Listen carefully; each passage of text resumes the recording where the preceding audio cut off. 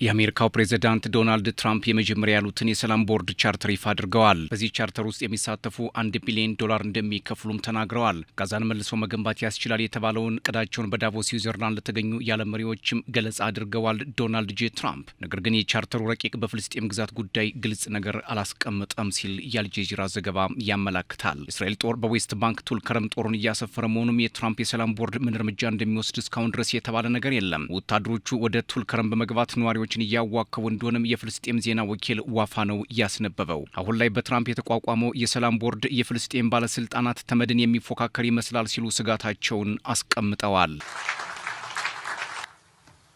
Well, this is a very exciting day.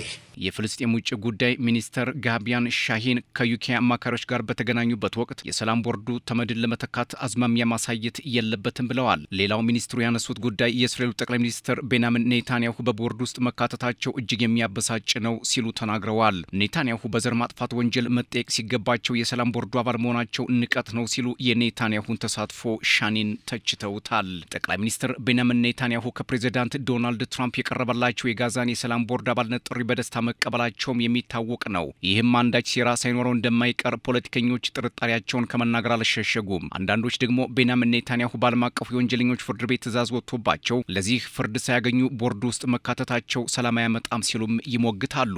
ይህ የሰላም ቦርዱ የምዕራፍ 2 የጋዛ ተኩስ አቁም ስምምነት አካል እንደሆነ መረጃዎች አመላክተዋል። ፕሬዚዳንት ዶናልድ ትራምፕ በርካታ የዓለማችንን መሪዎች የሩሲያው ፕሬዚዳንት ፑቲንን ጨምሮ የሰላም ቦርዱ እንዲቀበሉ ጥሪ ቢያቀርቡም ሩሲያ ግን ገና እያጤንኩት ነው ስትል መልሳለች።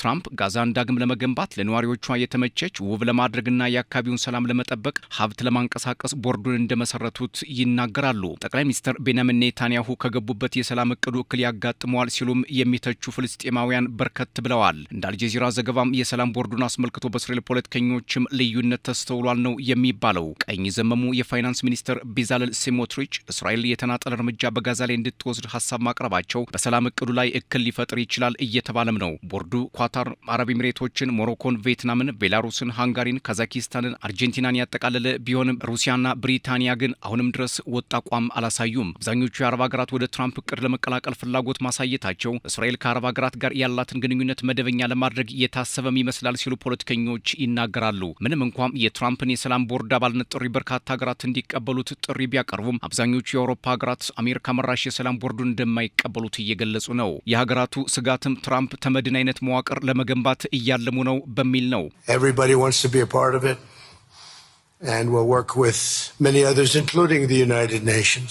የፈረንሳይ ውጭ ጉዳይ ሚኒስትር ጂና ኦልባሮት ፓሪስ ለትራምፕ የሰላም ቦርድ እቅድ ድጋፍ እንደምታደርግ ገልጸው ነገር ግን አዲስ ድርጅት ለመመስረት የሚደረገውን እንቅስቃሴ እንደማይቀበሉት ተናግረዋል። አክለውም ተመድን ለመገዳደር የሚደረግን ሙከራ ፓሪስ አትታገስም ሲሉም ተደምጠዋል። ስዊድን በበኩሏ እቅዱ ግልጽነት የጎደለው ያልተመለሱ ጥያቄዎች ያሉበት ተጨማሪ ውይይት ከአሜሪካ ጋር ያስፈልገኛል ስትል ትሞግታለች። ስሎቫኒያም ከዓለም አቀፉ ሕግ ጋር የሚቃረን ስትልም አጣጥለዋለች። ብሪታንያና ሩሲያም እስካሁን ድረስ በጥርጣሬ ውስጥ ናቸው። ከዚህ ጋር ተያይዞም ትራምፕ በቅዳቸው ውስጥ የሚካተቱት ሀገራት $1 ቢሊዮን መክፈል አለባቸው ማለታቸውን ተከትሎ የሩሲያው ፕሬዝዳንት ቭላዲሚር ፑቲን ትራምፕ ለጋዛም የሰላም ቦርድ $1 ቢሊዮን ከፈለጉ ከተያዘው የሩሲያ ሀብት ይውሰዱ ሲሉ ለሩሲያ ብሔራዊ ደህንነት ምክር ቤት ሀሳባቸውን አቅርበዋል። በጋዛም የሽግግር አስተዳደር ወቅት ለሚከናወኑ ስራዎች ድጋፍ ፕሬዝዳንት ትራምፕ እያሰባሰቡ ሲሆን ፑቲንም ለዓለም አቀፉ ሰላም አብረን እንቆማለን፣ ዶላሩን ግን ከተዘረፈው የሩሲያ ሀብት ይውሰዱ ሲሉ መግለጻቸው አነጋጋሪ ሆኗል። ፑቲን የትራምፕ የሰላም ቦርድ ተቀላቀሉ ጥሪ በበጎ መለከቷለሁ ቢሉም ቦርዱን ለመቀላቀል ግን ስትራቴጂካዊ አጋሮቻችን መምከር አለብን የሚል ሀሳብ ሰጥተዋል። ሞስኮ ከፍልስጤም ሕዝብ ጋር የተለየ ግንኙነት እንዳላትም አስታውሰዋል። ለግብዣው ትራምፕን ያመሰገኑት ፑቲን ጉዳዩን ለማጤን ግን ክሬምሊን ተጨማሪ ጊዜ ያስፈልገዋል ብለዋል። ፑቲን ከሩሲያ ሀብት ቀንሰው ትራምፕ ለሰላም ቦርዱ ይጠቀሙ ማለታቸው ምናልባት ሌላ ፖለቲካዊ ግርግር በአሜሪካ ኮንግረስ ውስጥ ሊፈጥር ይችላል ተብሎም ይጠበቃል። ዋይት ሀውስ 11 ገጽ 8 ምዕራፍ 13 አንቀጽ ያለው የሰላም ቦርድ መቋቋሙን ቢገልጽም አንድም ጊዜ ጋዛን ለማንሳቱ እቅዱ ጥያቄ እንዲነሳበትም አድርጓል። እንደ ዋይት ሀውስ ዘገባ መስራች አባላቱ የሰላም ቦርዱን ይመራሉ፣ በጀት ያጸድቃሉ፣ ፖሊሲም ያወጣሉ፣ 7 አባላትም ይኖሩታል። ዋና ዓላማው ተልእኮውን በአግባቡ መፈጸምም ይሆናል ይላል። በዚህ የሰላም ቦርድ ውስጥ የቀድሞ የዩኬ ጠቅላይ ሚኒስትር ተካተዋል። የአሜሪካ ውጭ ጉዳይ ሚኒስትር ማርክ ሩቢዮና ጃሬድ ኩሽነርም ይገኙበታል። የበላይ ጠባቂ ራሳቸው ዶናልድ ትራምፕ ናቸው። ማን እንደሾማቸው ባይታወቅም ራሳቸውን ሳይሾሙ እንደማይቀር ግን ፖለቲከኞች ግምታቸውን አስቀምጠዋል። የአሜሪካው ፕሬዝዳንት ዶናልድ ትራምፕ መራሹ የሰላም ቦርድ ኮሚቴ ውስጥ አንድም የፍልስጤም ተወካይ አለመኖሩና ቋሚ የቦርዱ አባል የሚሆኑት $1 ቢሊዮን መክፈል አለባቸው መባሉ በትራምፕ እቅድ ላይ ከባድ ጥያቄም አስነስቷል። ትራምፕ በጋዛ ላይ ምን አይነት መንግስት እንደሚመሰረትና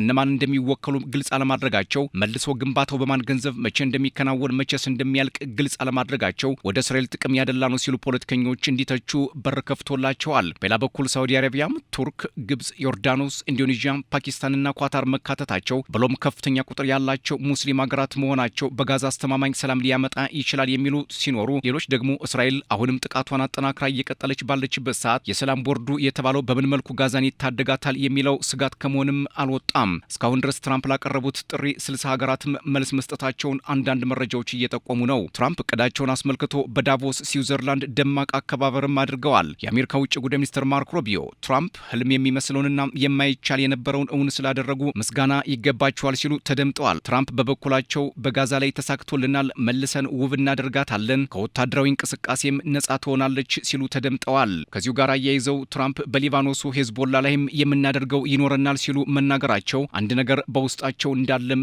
ይጠቁማል ሲሉ ፖለቲከኞች ይናገራሉ። Now we have one of the most important meetings